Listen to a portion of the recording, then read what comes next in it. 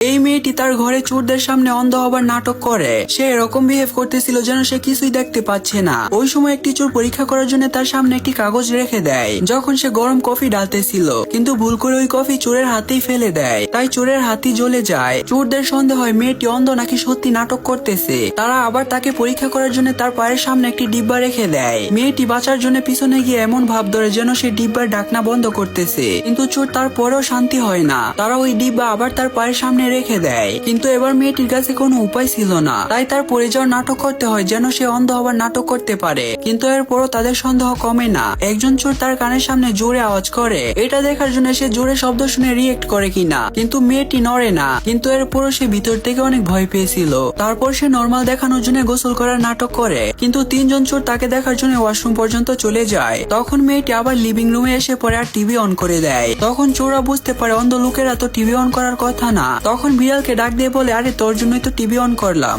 এটা দেখে চোরেরা হাসে। এবার চোরেরা বুঝতে পারে মেয়েটি সত্যি অন্ধ। তারপর তারা ঘরে দামি জিনিস খুঁজতে থাকে, কিন্তু তখনই একজন চোর তাকে ভয় দেখানোর জন্য একটি তেলাপোকা ফেলে, কিন্তু যখনই এটা মেয়েটির কাছে পড়ে তখনই মেয়েটি জোরে চিল্লিয়ে উঠে। তার অন্ধ হবার সকল নাটক এক সেকেন্ডেই খুলে যায়। চোররা অবাক হয়ে যায়, কারণ তার মনে হচ্ছিল সে অন্ধ।